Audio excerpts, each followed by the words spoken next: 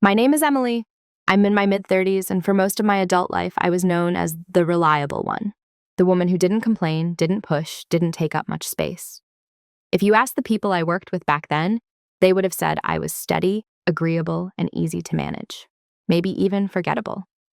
And for a long time, I thought that was a compliment.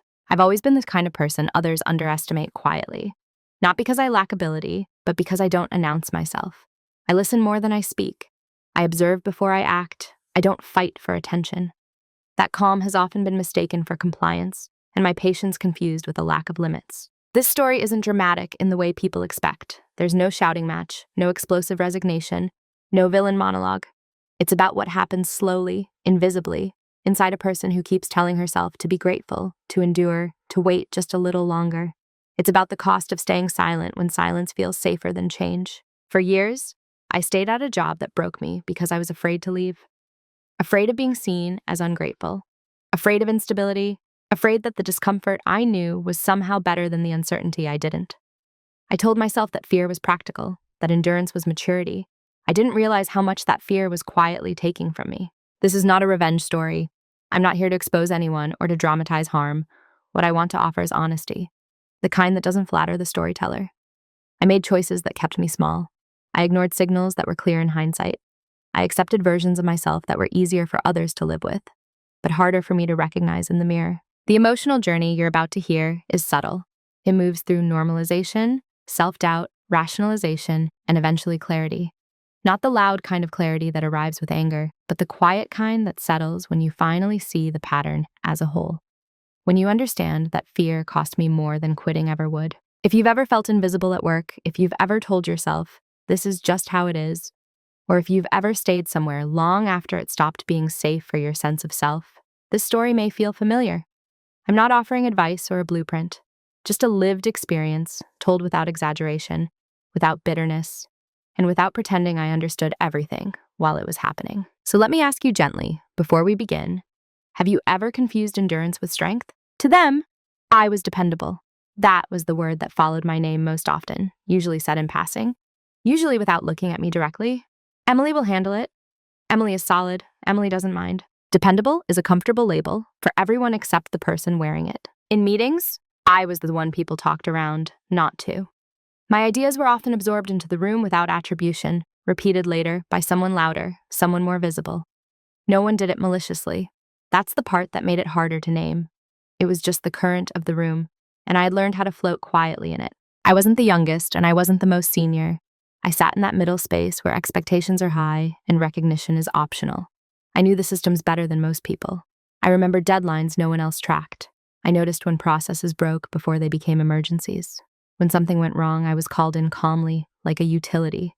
When something went right, it simply disappeared into the background. I didn't resent this, at least not consciously. I told myself that visibility wasn't my goal, that I preferred stability over spotlight, that being underestimated gave me peace. Those explanations felt mature and reasonable. They also protected me from asking harder questions. At work events, I was polite, pleasant, and never central. I listened, I smiled, I asked questions about other people's projects, rarely about my own. When introductions went around the room, others were described with energy, driving growth, leading innovation, bringing bold ideas. Mine was always functional, keeps things running. I nodded along, I made it easier for everyone. What they didn't see was how much of myself I was compressing to fit that role. I edited my tone, I softened my language, I learned which emails would be ignored unless I framed them as favors instead of observations. I learned when to wait an extra day before following up so I wouldn't be seen as demanding. None of this was written anywhere. It was absorbed knowledge, learned through repetition. I told myself this was professionalism. Outside of work, people often described me as calm, grounded, and unshakable. Friends came to me when they needed perspective. Family trusted me with logistics, planning, and responsibility. I carried that same identity into the office without realizing it had a cost. I believed that being low maintenance made me valuable, that not needing much made it easier for me to keep. Fear lived underneath all of this, though I wouldn't have named it that way at the time. It looked like practicality. It sounded like caution. I had grown up watching money come and go unpredictably. I had learned early that stability was something you protected, not questioned. So when discomfort appeared at work, I categorized it as normal stress, something adults endure quietly. I wasn't invisible in the dramatic sense. No one ignored me outright. No one excluded me from meetings or withheld information. It was more subtle. I was present but interchangeable, trusted but not invested in, needed but not seen as someone whose internal experience mattered. And because nothing was overtly wrong, I didn't give myself permission to feel wrong. I became very good at being useful, anticipating needs before they were spoken, at smoothing transitions, catching errors, and absorbing overflow work. When praise came, it was brief and general. When criticism came, it was indirect, wrapped in suggestions about tone, flexibility, attitude. I adjusted without protest. That adjustment became a habit. Looking back, I can see how clearly the role was defined, even if no one ever said it out loud. I was there to support momentum, not create it, to maintain, not disrupt, to stay steady so others could move fast. At the time, I believed this role was neutral, that it didn't touch my sense of self. I was wrong. It was shaping me quietly, teaching me what parts of myself were welcome and which ones should stay folded away. But I didn't know that yet. All I knew was who I was to them, and how easy it felt to disappear inside that definition. The first time it happened, I almost missed it. Not because it was insignificant, but because it was delivered so softly. It blended into the background noise of a normal workday. No raised voices, no public embarrassment, just a moment that passed quickly enough for everyone else and stayed long enough with me. We were in a small meeting room, glass walls, afternoon light flattening everything. I had spent weeks preparing a process update. Not flashy, but necessary. The kind of work that prevents problems rather than solves them after they explode. I spoke carefully, as I always did, choosing words that sounded collaborative instead of corrective. When I finished, there was a brief silence. Then my manager nodded, turned slightly, and said, "Okay, let's move on." That was it. No questions, no acknowledgement, not even a polite thank you. The conversation shifted to something else entirely, and my work dissolved into the air as if it had never existed. I remember sitting there, hands folded, face neutral, feeling a small internal pause. Not anger, more like confusion. I told myself I was overthinking it. That's not everything that needs feedback, that silence can mean agreement. A few minutes later, someone else mentioned a problem my proposal had quietly addressed. The manager leaned forward, interested now. "We should think about creating a system for that," he said. I didn't say anything. I could have reminded them gently that this was exactly what I had just presented. But something stopped me. The risk of sounding defensive, the fear of being seen as territorial, the discomfort of disrupting the flow. So I stayed still and let the moment pass. Everyone else did too. After the meeting, no one mentioned it. No one noticed my quiet withdrawal as I gathered my notes. I walked back to my desk and told myself it didn't matter, that this was just how meetings went sometimes, that I was lucky to be trusted with work at all. That's how the first small cut landed, not as pain, but as a question I didn't ask out loud. Over the next few days, I replayed the moment more than I wanted to admit. Not obsessively, but enough to register a shift, a new awareness. I started noticing how often my contributions entered the room and left without a trace, how ideas needed a different voice to become real, how being calm and non-confrontational also meant being easy to overlook. Still, I didn't label it as disrespect. That word felt too strong, too dramatic.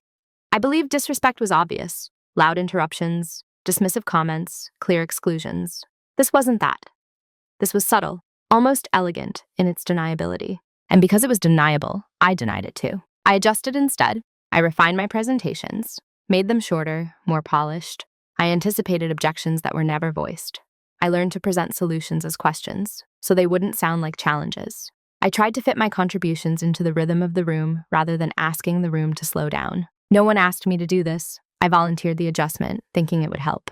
It didn't. What it did was teach me something dangerous, that I could absorb small erasures without consequence, that each one, taken alone, was survivable, that it was easier to smooth over discomfort than to name it. And so the memory of that first moment stayed with me, not because it hurt deeply, but because it marked the beginning of a pattern I hadn't yet accepted. Everyone else forgot it. I didn't. I carried it quietly, filed it away as data rather than emotion. At the time, I thought that was a strength, that remembering without reacting meant I was in control. I didn't realize I was teaching myself to tolerate being diminished in ways that were easy for others to overlook and harder for me to unsee. That was the first small cut, not enough to bleed, just enough to change how I paid attention. After the first small cut, nothing dramatic happened, and that was the problem. If something had exploded, if there had been a confrontation, a clear line crossed, I might have reacted differently. Instead, what followed was a slow repetition of moments that were individually easy to excuse and collectively impossible to ignore. But I didn't see the collective yet. I only saw each moment as it came, isolated and manageable. It became normal for my emails to be answered last, if at all. Not ignored entirely, just delayed long enough to signal priority without stating it. When I followed up, I softened my language automatically. Just circling back. No rush. Let me know if this makes sense. I made sure my requests sounded optional, even when they weren't. In meetings, I noticed how often my comments were met with polite nods and immediate redirection. Someone would thank me, then pivot to another voice. It was always smooth, always reasonable. Nothing I could point to and say, this is wrong. And so I kept telling myself that nothing was. I started doing more work in advance, anticipating needs before they were expressed, filling gaps before anyone noticed they existed. I thought this would make my value undeniable. Instead, it made my presence even more seamless, like infrastructure. Necessary, but not worth discussing. When deadlines were met, no one asked how. When systems were held, no one asked who maintained them. When something slipped, I was looped in quietly to fix it. My name appeared on tasks, not on outcomes. I told myself this was just the nature of my role, that some positions are designed to support rather than shine, that not everyone needs recognition to be fulfilled. I believed that wanting acknowledgement was a kind of vanity I had outgrown. But the truth was more uncomfortable. I was afraid that if I asked for more, I would lose what I had. Fear disguised itself as logic. I had benefits, stability, a predictable routine. I reminded myself how many people would be grateful for that. I compared my discomfort to imagined worst scenarios and used those comparisons to invalidate my own experience. When a colleague interrupted me mid-sentence and continued the point as if I hadn't spoken, I told myself he was just enthusiastic. When my manager assigned me work I had already completed, without realizing it, I told myself that communication had just been unclear. When decisions were made without my input on systems I maintained, I told myself leadership had a broader view. Each time I chose the explanation that required the least friction. I didn't talk about this with anyone. Not because it was a secret, but because I didn't trust the story yet. I worried that if I said it out loud, it would sound petty. Or worse, ungrateful. So I kept it internal, convincing myself that self-awareness was enough. Over time, I noticed a change in my body before I noticed it in my thoughts. A tightness before meetings, a careful monitoring of tone, a fatigue that wasn't physical but still heavy. I began to feel like I was constantly calibrating myself to be acceptable. And still I stayed quiet. Part of me believed that this was temporary, that if I just stayed consistent long enough, someone would notice, that there was an unspoken reward for patience. I had grown up believing in delayed gratification, in doing the right thing without needing immediate payoff.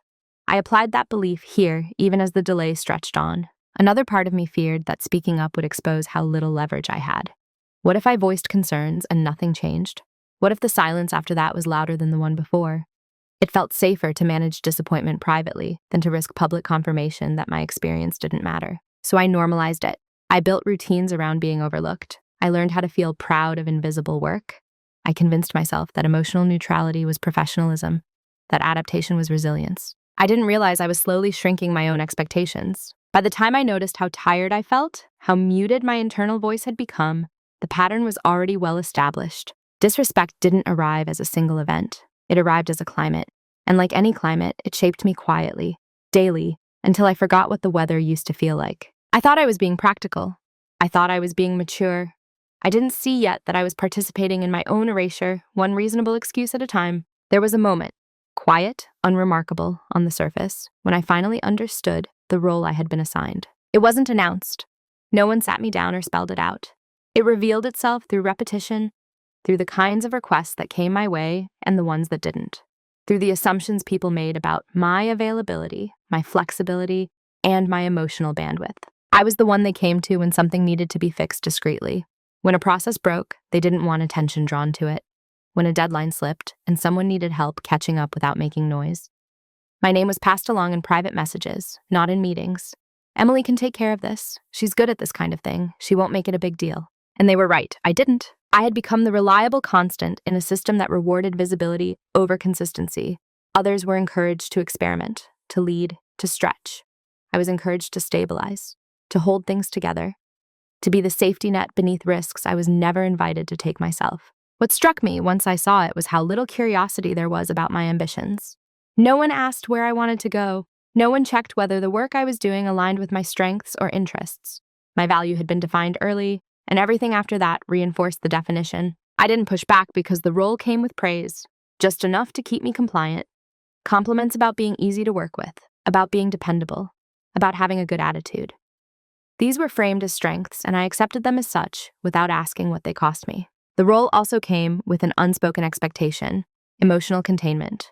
I was not to bring discomfort into the room, not to challenge decisions publicly, not to complicate things. My calm demeanor had become part of the system's comfort, and I had been quietly promoted into the position of emotional buffer. When tension arose between departments, I was looped into smooth communication. When someone else dropped the ball, I was asked to help recover it.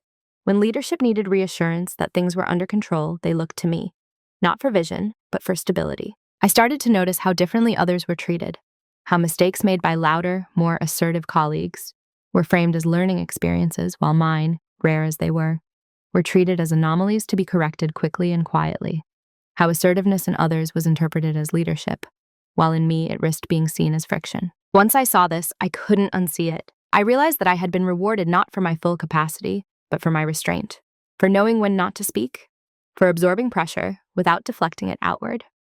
The system worked better when I stayed exactly where I was, doing exactly what I was doing, and I had helped build that system. This realization wasn't angry, it was clarifying. It explained why my growth had plateaued without anyone ever saying no. Why did opportunities pass near me without landing? Why was my work trusted, but my voice was optional? I thought back to the early days, when I had arrived with ideas and energy, when I believed that competence would naturally lead to expansion. Somewhere along the way, I had learned that expansion wasn't invited. It had to be claimed. And I had chosen, again and again, not to claim it. Fear had made that choice feel responsible. Leaving the role I was good at felt risky.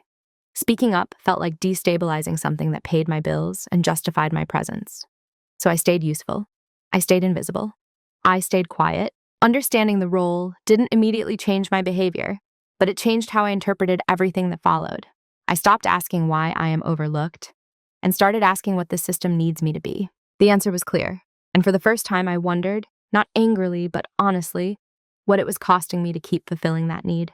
The day something shifted didn't look important from the outside. There was no argument, no revelation was delivered in a meeting, no email that changed everything.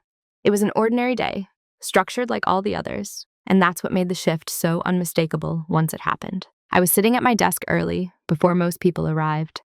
The office was quiet in that particular way that only exists before the day officially begins. Screens humming, lights half dimmed, the sense that time hasn't started yet. I was reviewing a document I had been maintaining for months, maybe longer. A living system, one that everyone relied on, but no one had ever formally acknowledged as mine. As I scanned through it, I noticed how many layers it had accumulated. Notes I had added to prevent future mistakes. Workarounds for decisions made without my input. Entire processes were built around avoiding problems that would have existed if I hadn't been paying attention. And for the first time, I asked myself a question I had never allowed before. What happens if I stop? Not dramatically, not in protest, just what happens if I'm no longer here to hold this together? The answer came faster than I expected. Things would slow, errors would surface, confusion would spread, not because anyone was incompetent, but because so much knowledge lived quietly in my head and my systems. Knowledge that had never been transferred because no one had thought to ask, because I had never insisted. That realization didn't make me feel powerful.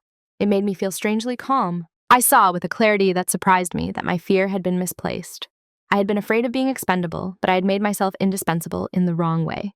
Indispensable to maintenance, not to growth. Essential, but contained. The shift wasn't about anger. It was about perspective. I understood then that staying silent wasn't neutral. It was an active choice, one that protected everyone else from discomfort while quietly eroding me. Later that day, a minor issue came up. The kind I would normally resolve immediately, without comment. Someone asked if I could just take a look at something that technically wasn't mine anymore. I paused before responding. Not long, just long enough to notice the instinct to say yes rise up automatically, the familiar urge to be helpful, to smooth things over, to prove reliability. And then I didn't. I didn't refuse. I didn't confront. I simply asked a clarifying question, one that placed responsibility back where it belonged. The response I got was neutral, slightly delayed. The issue was resolved without me. Nothing exploded, no one noticed. But inside, something had shifted permanently. I began to see how much of my behavior had been driven by fear masquerading as virtue. Fear of being disliked, fear of being seen as difficult, fear of stepping outside the role that had kept me safe. That fear had cost me years of self-erasure, and I had accepted the cost without negotiating the terms. The rest of the day unfolded normally. I attended meetings, I completed tasks, I smiled at colleagues, but I was no longer inside the same story. I was observing it from a slight distance, noticing patterns without immediately adapting to them. I didn't make a plan that day. I didn't decide to leave. I didn't even tell myself that things would change. All that changed was my internal alignment. I stopped assuming that endurance was the same as strength. That day marked the beginning of something quieter than rebellion. It was the beginning of a choice. From that moment on, my silence wasn't automatic. It was deliberate. And that distinction, subtle as it sounds, changed everything that followed. After that day, I didn't become louder. I didn't assert myself in ways that would have drawn attention. From the outside, nothing about me appeared to change, and that was intentional. What changed was my relationship to silence. Before, silence had been my default, an instinctive response shaped by fear and habit. Now, it has become a decision. I began to notice when I stayed quiet and why. I let pauses exist without rushing to fill them. I stopped preemptively offering solutions to problems that weren't mine to solve. At first, this felt uncomfortable, almost irresponsible. I had spent so long equating helpfulness with worth that withholding it, even briefly, felt like a violation of my own identity. But I stayed with the discomfort. I watched what happened when I didn't intervene. Most of the time, someone else stepped in, sometimes clumsily, sometimes inefficiently, and sometimes not at all. The system didn't collapse, but it did wobble. Small delays, minor confusion, the kind of friction I had been quietly absorbing for years. No one connected it to me. They couldn't. I hadn't announced anything. I hadn't changed my title or my availability. I was still present, still professional, still doing my assigned work. I had simply stopped protecting the system from its own blind spots. This new silence was misread almost immediately. A colleague commented offhandedly that I seemed less involved lately. Another asked if everything was okay, in a tone that suggested concern but carried an undercurrent of evaluation. I responded calmly. Factually, I was focusing on my priorities. Nothing more. They nodded, they accepted it, and they adjusted their expectations without naming the shift. What fascinated me was how quickly my silence was interpreted as weakness rather than intention. Because I wasn't visibly upset, because I didn't frame my boundaries emotionally, people assumed I had simply receded. That assumption gave me space. I listened more closely in meetings, not for opportunities to contribute, but for information. I paid attention to how decisions were made, who influenced them, and which voices were consistently absent. I noticed how often urgency was manufactured to justify poor planning, how often responsibility flowed downward without accountability following it. I began documenting things, not as evidence for confrontation, but as a way of understanding the system in full. Patterns emerged quickly once I stopped intervening in them. I could see where work accumulated, where communication failed, where credit shifted. All of this happened quietly, without announcement. There was a strange relief in no longer performing competence for validation. I still did my job well, but I no longer overfunctioned to compensate for others. I let my work speak for itself, even when that meant it wasn't immediately praised. Fear still surfaced, of course. There were moments when I worried that pulling back would make me irrelevant, that I would be replaced, that my value would diminish. But each time that fear arose, I checked it against reality. I wasn't being punished. I wasn't being excluded.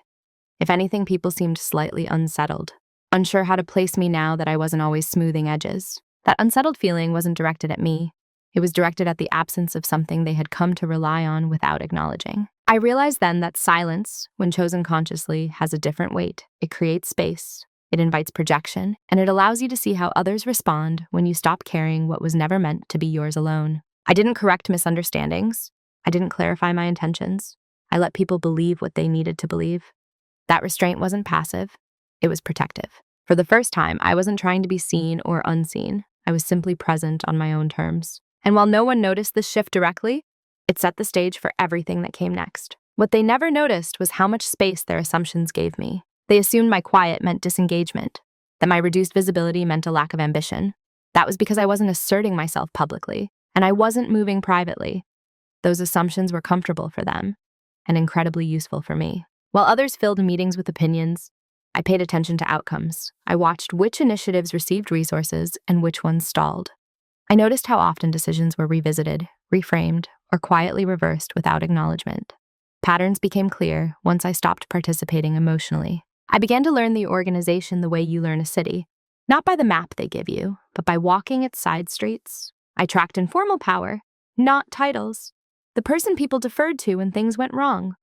Who controlled timelines without being named as decision makers. who took credit and who absorbed blame. I also started learning outside the boundaries of my role. In the evenings, I read about operational risk, compliance standards, and labor practices, not because I planned to accuse anyone of wrongdoing, but because I wanted to understand the environment I was in. I wanted language for things I had only felt before. I wanted to know where responsibility actually lived when systems failed. I revisited my own work with fresh eyes, not as tasks, but as infrastructure. I documented dependencies. I clarified processes that had previously lived only in my head. I noticed how often my judgment had been substituted for policy. None of this was dramatic. It didn't feel like plotting. It felt like finally seeing clearly. At work, I remained polite and cooperative. I met expectations. I delivered on time. But I stopped volunteering context unless it was requested. I answered questions directly, without cushioning them in reassurance. I allowed others to experience the natural consequences of incomplete information. They never noticed the difference in my behavior. They only noticed small disruptions, missed connections, delayed handoffs, confusion about things that had once just worked. These disruptions were treated as isolated issues. No one traced them back to a single source. I was careful not to create harm. I didn't withhold critical information. I didn't sabotage anything. I simply stopped acting as an invisible translator between broken processes and functional outcomes. In the space that opened up, I positioned myself differently. I updated my records. I clarified ownership boundaries. I asked questions that revealed gaps without offering immediate solutions. I made my work legible in ways it hadn't been before. Documented, traceable, transferable. This wasn't about making myself replaceable. It was about making my contribution undeniable. Outside the organization, I quietly explored options. I reviewed my finances. I updated my resume, not impulsively, but methodically. I reached out to a few trusted contacts, not to complain, but to listen. To understand how other environments worked. To calibrate what was normal and what I had normalized unnecessarily. Each conversation confirmed what I had begun to suspect. My experience wasn't unique, but it wasn't inevitable either. The more information I gathered, the less afraid I felt. Fear thrives in vagueness. Clarity weakens it. At work, people continued to underestimate me in familiar ways. They assumed I was content, that I wasn't going anywhere, that I would always be available to absorb overflow. That assumption allowed me to move without resistance. I wasn't rushing toward an exit. I wasn't counting down days. I was preparing myself to choose from a position of strength rather than fear. For the first time, leaving felt like an option, not a threat. What they never noticed was that my silence had shifted from containment to observation, from self-protection to self-respect. I was no longer waiting to be recognized. I was learning how to recognize when staying no longer made sense. And once you see that clearly, you can't unsee it. The reveal didn't arrive as a surprise. It arrived as confirmation. By the time I saw it clearly, I had already been circling the truth for weeks, maybe months. The difference now was that I finally allowed myself to name it without softening the edges. One afternoon, while reviewing documentation I had been organizing, I noticed how many critical processes depended on decisions that were never formally approved, workarounds that had become standard practice, responsibilities that had shifted without a record, exceptions that had quietly become rules. None of this was malicious. That's important to say. It was the result of speed, convenience, and a culture that valued momentum over reflection. But it meant something significant. The system functioned because people like me absorbed ambiguity without insisting on clarity. And I had been doing it for years. I realized then that my leverage wasn't positional. It wasn't about authority or influence. It was structural. I understood how things actually worked, not how they were described. I knew where risk lived, where accountability blurred, where continuity depended on informal knowledge rather than policy. That knowledge didn't make me powerful in a dramatic sense. It made me necessary in ways no one had articulated, and therefore no one had protected. This realization didn't come with satisfaction. There was no sense of victory, only a steady, grounding clarity. I saw that I had two options. Continue as I was, quietly maintaining systems that relied on my discretion while remaining undervalued and exposed. Or change my relationship to that knowledge, to make it visible, transferable, and no longer tied to my silence. What surprised me most was how calm I felt. Fear had been loud when I imagined leaving without preparation. Now that I understood the landscape, fear receded. Not because the risk disappeared, but because it was finally defined. I didn't confront anyone. I didn't hint at what I knew. I simply continued documenting, clarifying, aligning my responsibilities with what was formally recognized. Where expectations exceeded my role, I asked for a definition. Where decisions lacked ownership, I requested it. Each request was reasonable. Each one revealed something. Some were met with delay, others with vague assurances.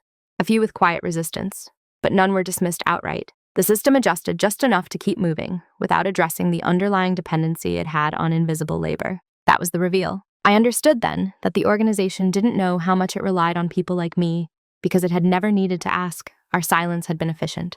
And I understood something else too.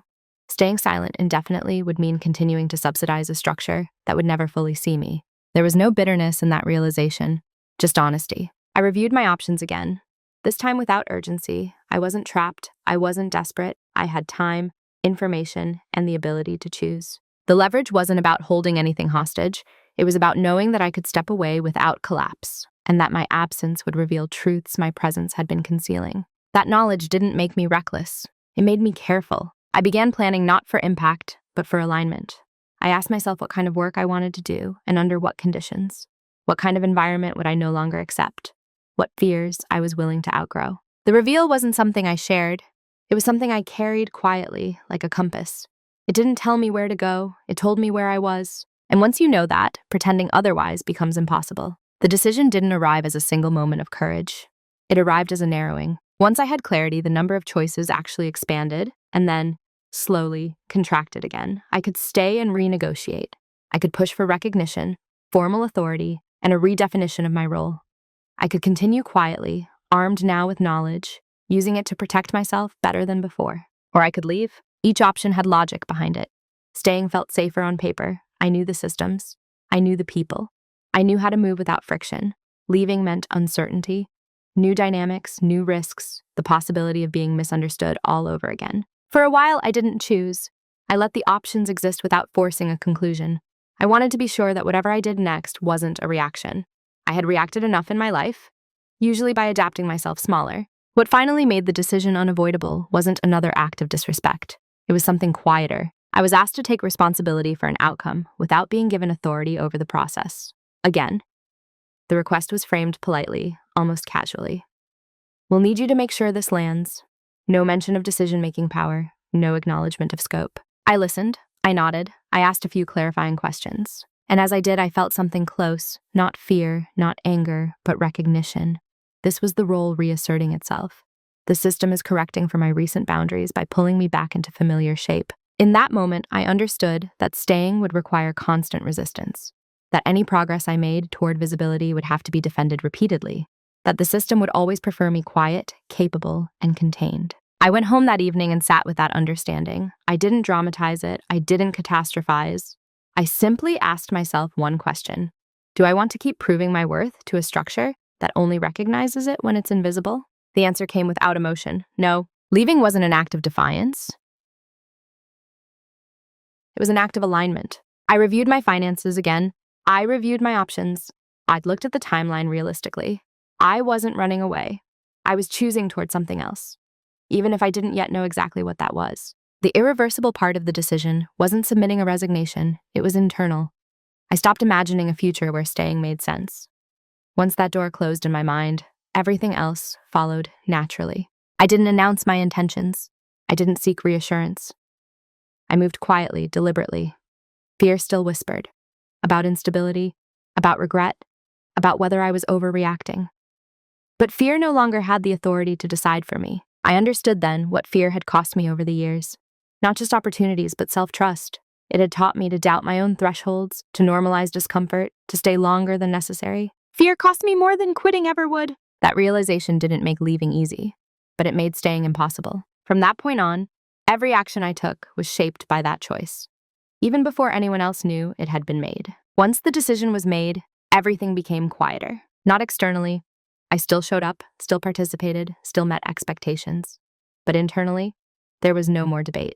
The constant low-level negotiation I had been having with myself simply stopped. In its place was a calm focus that surprised me. I didn't announce my plans. I didn't drop hints or wait for someone to ask if I was okay.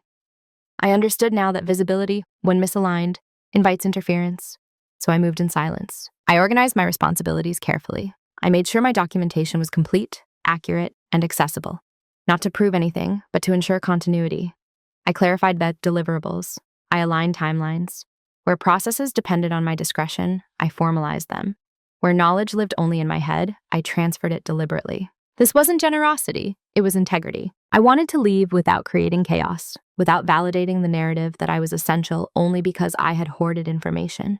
I refused to let my exit be framed as a disruption. The system had been fragile long before I considered leaving. At the same time, I prepared myself. I had quiet conversations outside the organization, not desperate ones, thoughtful ones. I asked about culture, expectations, and growth paths. I listened more than I spoke. I paid attention to how people described their work. Not just what they said, but what they didn't. I refined my resume with precision. I didn't inflate titles or dramatize impact. I described what I had actually done in language that reflected responsibility rather than obedience. That distinction mattered. At work, people noticed nothing unusual. If anything, they seemed relieved. I was still dependable, still calm, still absorbing less noise without comment. My boundaries were now internal, invisible. There were moments when I felt a strange tenderness toward the place I was preparing to leave. Not nostalgia, exactly. More like compassion. I could see how the system had evolved this way, how incentives shaped behavior. I didn't hate it. I just no longer belonged inside it. Fear resurfaced occasionally, especially in quiet moments. Late at night, early in the morning.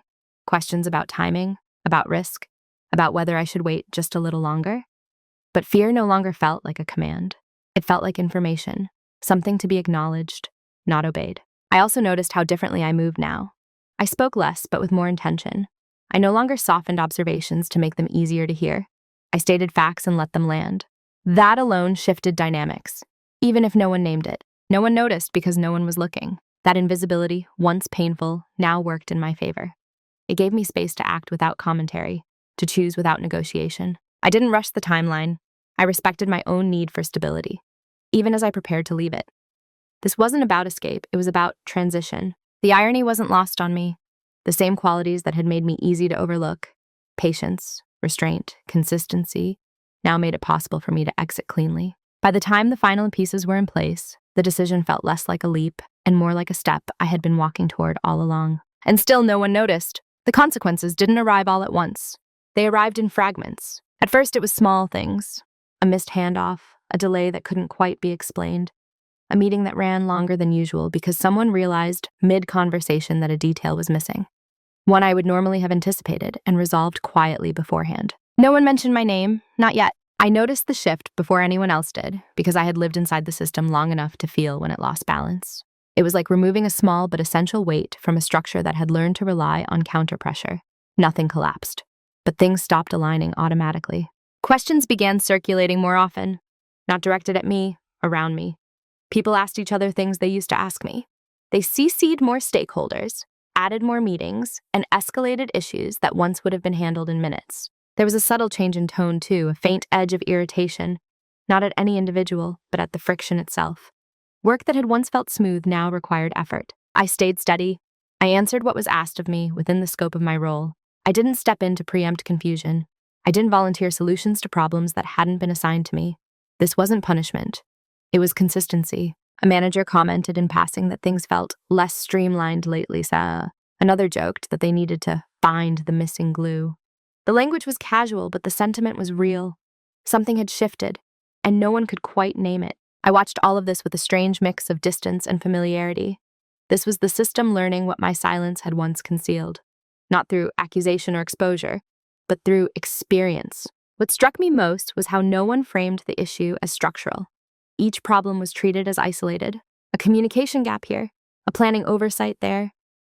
The idea that these were connected, that they had been managed quietly by someone who no longer did that work by default, didn't surface. And I understood why. Admitting that would require acknowledging how much had been taken for granted. As the days passed, the effects accumulated.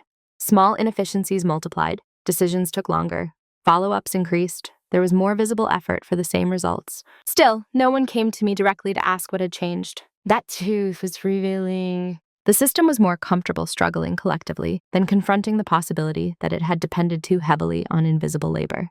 It was easier to normalize friction than to re-examine assumptions. I didn't feel vindicated watching this unfold. I felt clear. This wasn't about proving my worth after the fact. It was about witnessing the natural consequences of alignment. I was no longer compensating for gaps that weren't mine to fill, and the system was adjusting accordingly. There were moments when I felt the old reflex, to step in, to smooth things over, to restore equilibrium.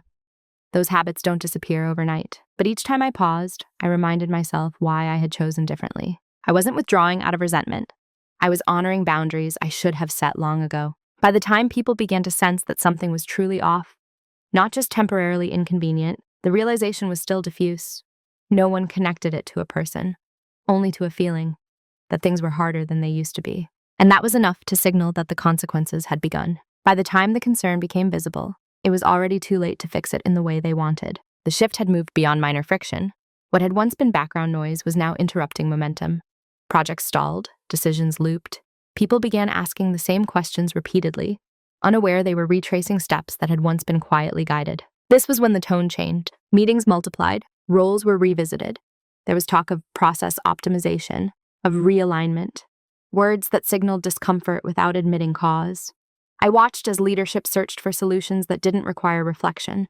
Tools, frameworks, new layers of oversight. None of them addressed the real issue. Someone finally reached out to me directly, not with accusation, but with a kind of careful curiosity. Had I noticed anything different lately? Did I have insight into why certain things felt harder? The question hovered between concern and self-protection. I answered honestly, but narrowly. I spoke about the scope, about clarity, about how responsibilities had shifted over time without formal recognition. I didn't dramatize it. I didn't point fingers. I described patterns. The response was polite, thoughtful even, and non-committal. I could see the calculation happening in real time. How much would it cost to change this? How much effort would it require to restructure something that had worked, at least on the surface, for so long? Too much, it seemed. That was when I understood that the window for repair had already closed. Not because the problems were unsolvable, but because solving them would require acknowledging truths that were inconvenient. It would mean admitting that efficiency had been borrowed from people who were never meant to carry it alone. There was a brief surge of urgency, requests for input, invitations to weigh in, a sudden interest in my perspective that felt less like recognition and more like retrieval, as if something valuable had gone missing and they were hoping it hadn't gone far. But the tone was different now. It wasn't collaborative, it was reactive, and I knew that if I stepped fully back into the role now, it wouldn't be as a respected contributor. It would be a patch. I declined, gently, to reabsorb responsibilities that no longer aligned with my role. I referenced documentation, suggested alternatives, offered support within boundaries. Each response was professional, calm, final. The anxiety in the system became more visible. Deadlines were renegotiated, expectations adjusted downward. People grew frustrated, not with me, but with the inefficiency itself. Regret surfaced, not as an apology, but as hindsight. We should have clarified this earlier. We didn't realize how much depended on that. It used to run more smoothly.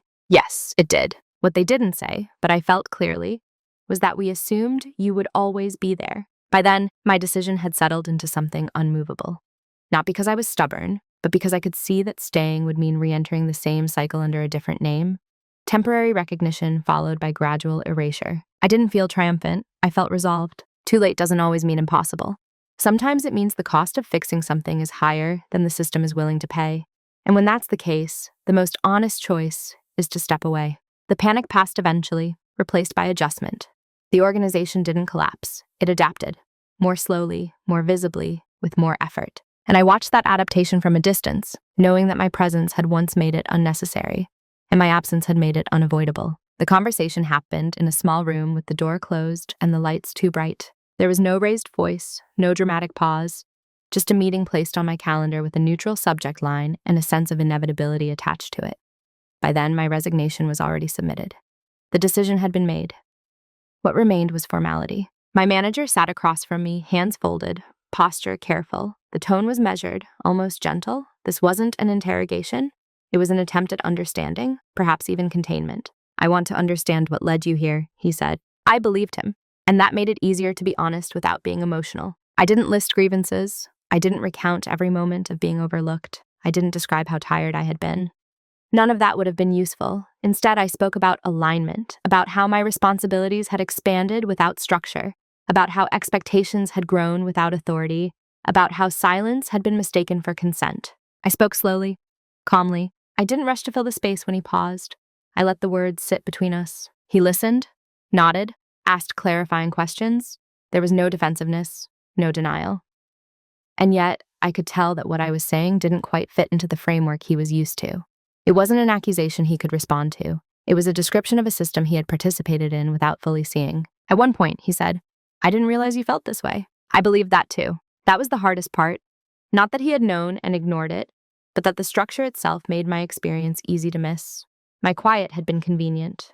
My endurance had been misread as comfort. There was a brief moment, just a flicker, where an alternative was implied. A suggestion that things could change, that my role could be revisited, that there might be room for adjustment. I didn't lean into it, not because I wanted to punish anyone, but because I knew what it would require of me. To stay would mean becoming an exception in a system that produced the same outcomes repeatedly. It would mean carrying the burden of change alone. I declined gently. I thanked him for the conversation. I acknowledged what had worked. I stayed factual. There was no apology offered, and none requested.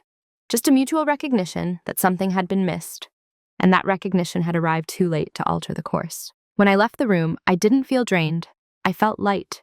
The confrontation, if it could be called that, had been quiet and contained. No one lost face. No bridges were burned. What stayed with me afterward was how little heat was required to speak the truth once fear was no longer driving the conversation. I hadn't raised my voice. I hadn't demanded validation. I had simply named what was. And that had been enough. I don't think of that period of my life as a mistake anymore. For a long time I did.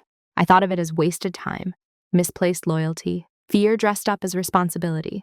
But distance has a way of softening judgment, not by excusing what happened, but by clarifying what it taught me.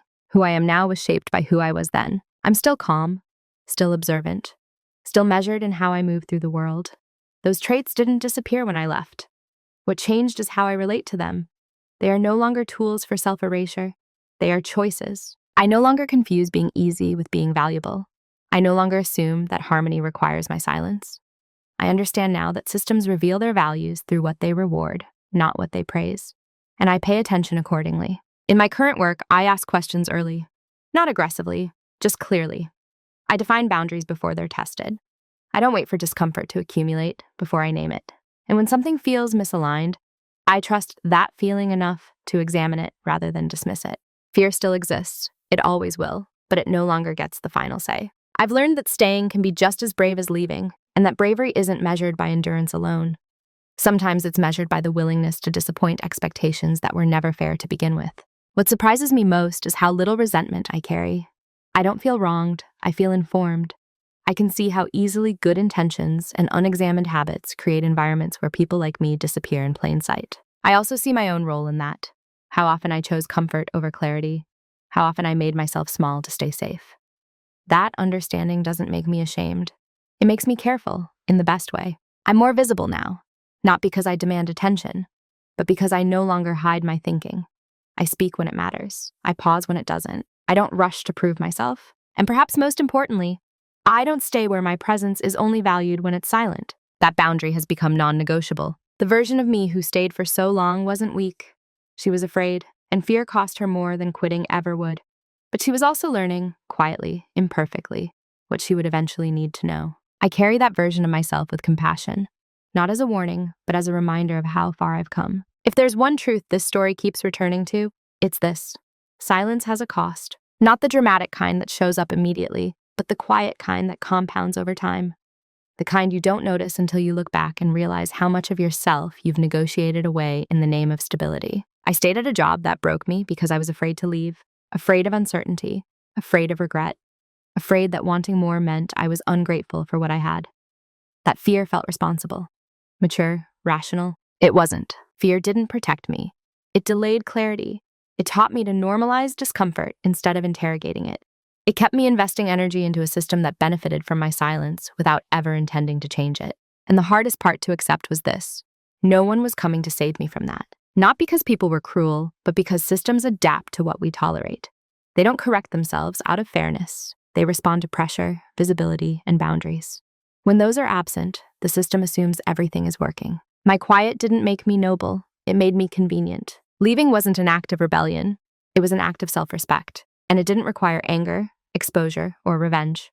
It required honesty, the kind that begins internally and refuses to keep pretending. Fear cost me more than quitting ever would. It cost me time, confidence, self-trust. It taught me to doubt my own thresholds and to wait for permission that was never going to be offered. If you're listening to this and recognizing yourself in any part of it, I want to say this gently. Endurance is not the same as strength, and silence is not the same as peace. Sometimes the bravest thing you can do is stop absorbing what was never yours to carry. I don't regret leaving, and I don't regret the years I stayed. Both taught me something essential, but I wish I had understood sooner that fear doesn't disappear by waiting it out. It disappears when you choose differently. So I'll leave you with this question, and I'd genuinely like to hear your thoughts in the comments. What have you been enduring that might actually be asking for a decision? Thank you for listening.